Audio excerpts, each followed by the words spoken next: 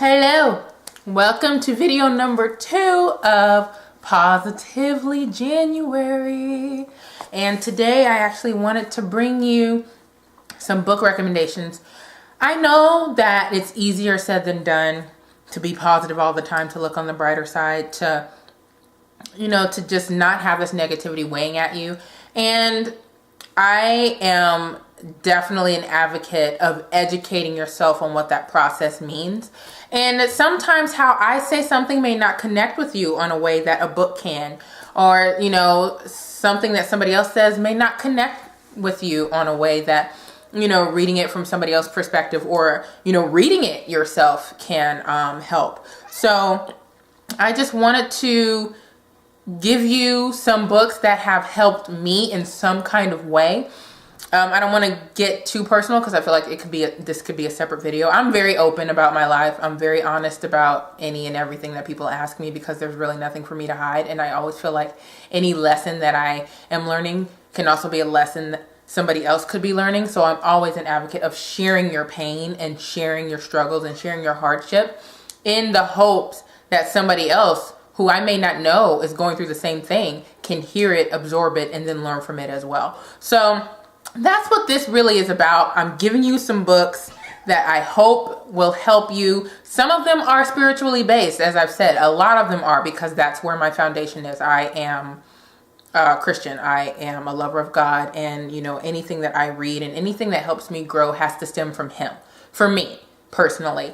But even if you are not a Christian, even if you are agnostic or atheist or whatever, if you are somebody who wants to be holistically healthy and mentally healthy, and somebody who is always wanting to grow and be a better person, be a better version of yourself than you were yesterday, then these books can help you as well. So I'm just going to go ahead and share with you the title, the author, and I'll give you a synopsis of it. Some of these I read like maybe 2, 3, 4 years ago, but they still have an impact on me, so I may not remember 100% everything that the book entails, but I'll give you the gist of it. And you can always look it up on Amazon, Goodreads, Barnes & Noble, blah, blah, blah. So here we go. Okay, so first book. Not many of you know that when I was 3 years old, my dad, decided that he didn't want to be a dad. So it's been me and my mom since I was 3. And that was fine. My mom did a bang up job. She's amazing, fantastic woman, and I love her to pieces.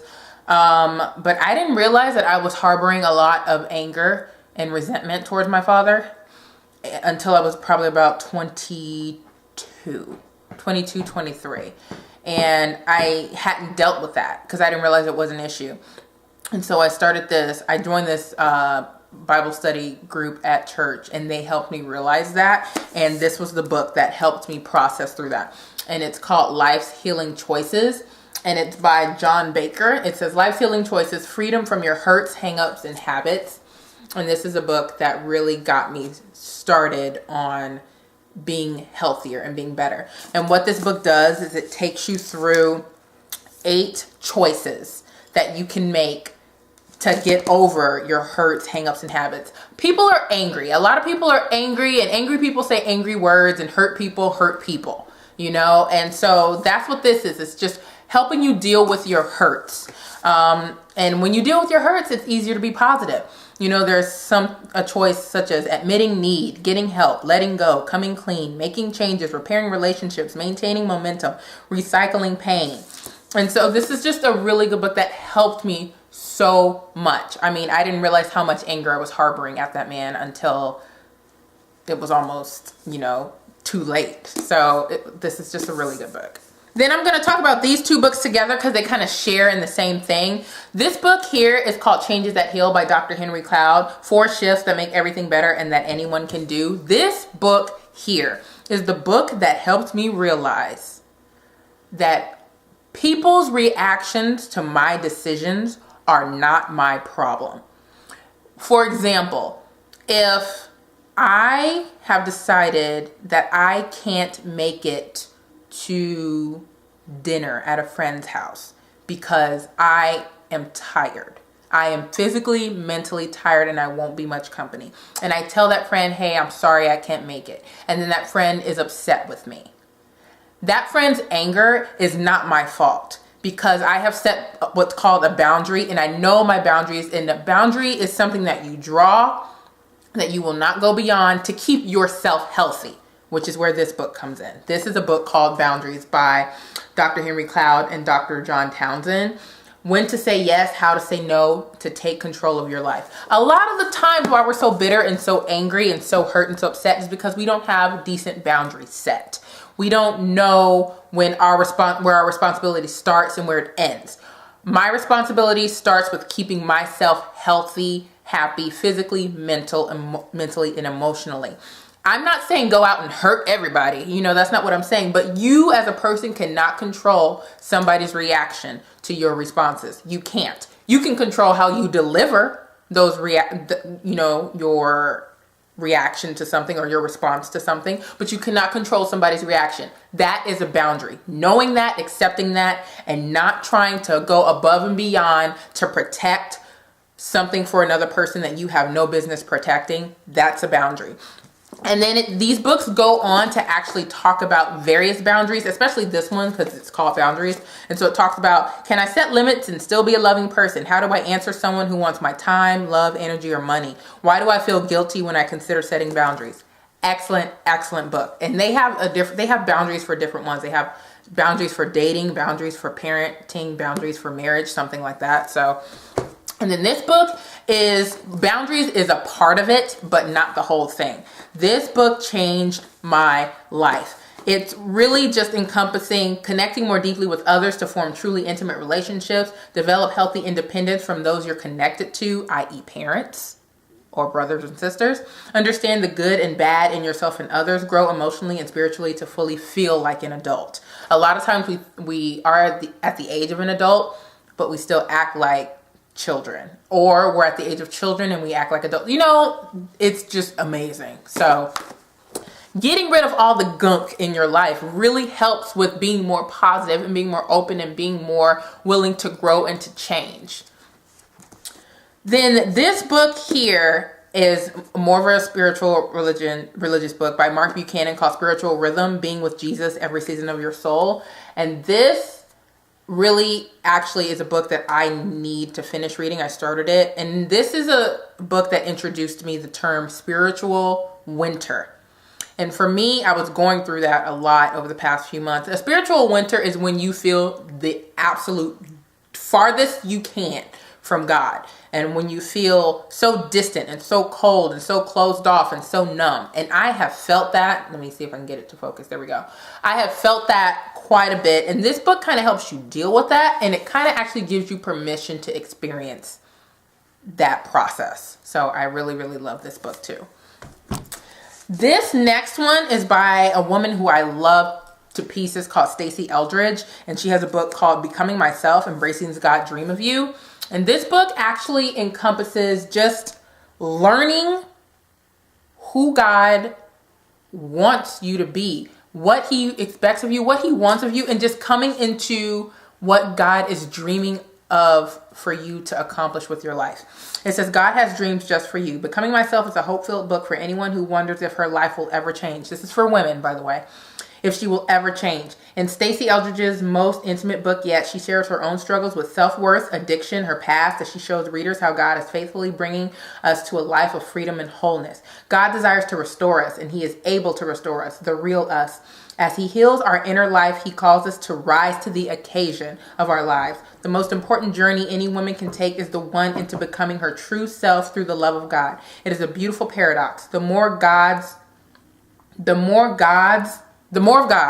or whatever you become, the more yourself you become. The woman he had in mind when he thought of you before the creation of the world. Just the thought of that gives me chills. I think it's beautiful. Then this one here, if we have any perfectionists in the building, raise your hand. This is perfect for a perfectionist. The gifts of imperfections. Let go of who you think you're supposed to be and embrace who you are. Your guide to a wholehearted life. This is by Brené Brown. She's a doctor. This book here just kind of lays it out and just says, hey, you're not perfect. Get over it. You're not perfect, and that's okay. And so in here, there are sections on let me see, cultivating authenticity, letting go of what people think, cultivating self-compassion, letting go of perfectionism, cultivating a resilient spirit, letting go of numbing and powerlessness, cultivating gratitude and joy, letting go of scarcity and fear of the dark, letting go of the need for certainty, letting go of comparison, letting go of exhaustion and as a status symbol and productivity as self-worth, letting go of anxiety as a lifestyle, letting go of self-doubt and supposed to, letting go of being cool and always in control. That's mine. I constantly always need to be in control of what's going on around me. And so this book, honestly, I don't even know how to tell you. Sometimes you know a lot of the stuff that you're reading, but to have it said to you a different way or to just reread it at a different time in your life can open up your eyes amazingly to the point where you're just like, why the heck did I let myself go through this when I knew that there was a better option? And when you let go of that stuff, that comparison, that you are not enough, that you're not good enough, that you can't do it. When you let go of all of that, it is so easy to let that positivity come through. It is so easy to be grateful for everything that you have because you realize that you are enough. And that's what I'm hoping one or all of these books would do for you guys, is just for you to really understand that you are enough. You don't have to strive for anything. You don't have to do anything that isn't of you. And that's what I'm hoping Positively January does for me too, because I need to remember that. But yeah. And then the final two books I want to talk about, this book right here, I'm actually going to do a separate video on because this is so important. It ties into just being thankful and just being grateful for even the minor things. I am grateful for waking up in the morning. I am grateful for my TV. I don't even care how superficial and materialistic that sounds. I am grateful that I have a television that I can enjoy watching TV on. I'm grateful for my house. I'm grateful for, you know, clothes. I'm grateful for my cats here. Hi, sweetie. I'm grateful for the snow because I don't like snow, but I'm grateful for it because it allows me to appreciate the sunshine and the warmth. Stuff like that. And so this book is called 1000 Gifts by Ann Voskamp, A Dare to Live Fully Right Where You Are. And this book here, it says, 1000 Gifts beckons you to leave the parched ground of pride, fear, and white-knuckled control and abandon yourself to the God who overflows your cup. Basically, teaching you how to turn, it says here, turning pain into poetry, intentionally embracing a lifestyle of radical gratitude, and slow down and catch God in the moment. Like I said, even though there is God in this, I am not apologizing for introducing these books at all because I am a Christian. It's what I do. I can't help it. But even if you're not a Christian, even if you're not, you know, a follower of Jesus, you can still gain so much from reading books like this. You still can. And so I advocate you at least picking it up or renting it from the library. You don't have to buy it. You really don't. But picking it up and reading it from the library and taking it, you know, from the library, that's the first step. And then the final book is a book that I actually didn't anticipate that I was going to be getting, but it's great. This is a book by somebody that I really, really admire, someone who is in the limelight all the time, who has gone through everything from addiction to eating disorders, to all that kind of stuff, to cutting herself. And she wrote a book that is kind of like a devotional. And a devotional is something that you focus on every day or every night or twice a day or whatever. And you grow and learn and hear what it's saying to you and you try to apply it to your life. This is by Demi Lovato and it's called Staying Strong. Sorry for the white cover. And she has a little something in here for every single day of the year. And so I purposely didn't read today's because I want to read it on camera. And so today is what? January 4th. So I'm going to go ahead and turn to January 4th. And it says, life can be so difficult at times, but fighting through the pain is so worth it. It's better to feel every kind of emotion than not feel anything at all. I thought of this quote when I was at my dad's funeral, and it's what got me through the experience. I was on such a roller coaster of emotions. In the past, I would drink or restrict or find any way possible to avoid the immense pain I was in. People often choose to numb their pain with substances, but it's more courageous to walk through the fire with your eyes open. Instead of numbing my pain by using, I let myself feel all the emotions that came to me. It was a difficult time in my life, but allowing myself to feel sadness and despair helped give way for the celebration of his life. It allowed me to begin healing in a healthy and honest fashion. And then it gives you a goal at the bottom of each page that you want to accomplish for the day. The goal: allow yourself to feel one thing that you've been pushing away. Call a friend, be vulnerable, and share it with them. It's called life. That's what that is. Feeling pain and processing it the proper way allows you to heal properly and allows you to channel, the emotion that comes from that pain in the proper manner. And then it allows you to grow from it and become a better person and become a better version of yourself than you were yesterday. It allows you to look at the brighter side of things. It allows you to appreciate the good times. If you don't fully experience the pain and the hurt and the anger, then you can't fully appreciate the happiness and the joy and the good times.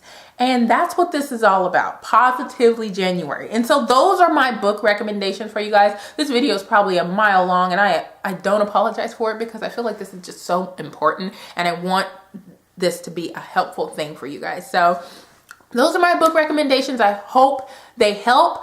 Hashtag Positively January if you end up purchasing any of them or renting them, checking them out from the library. Or if you want to get in contact with me, Instagram, Twitter, Facebook, all of that, just hashtag Positively January and I will find it. Comment down below with anything you want to say, any questions, concerns, comments, if anything I said was helpful, or if you want to, encourage me. I can always use encouragement. And then make sure you're subscribed to my channel for the next Positively January video, and I will see you guys soon. Bye. Hope you're having a great day. Stay positive.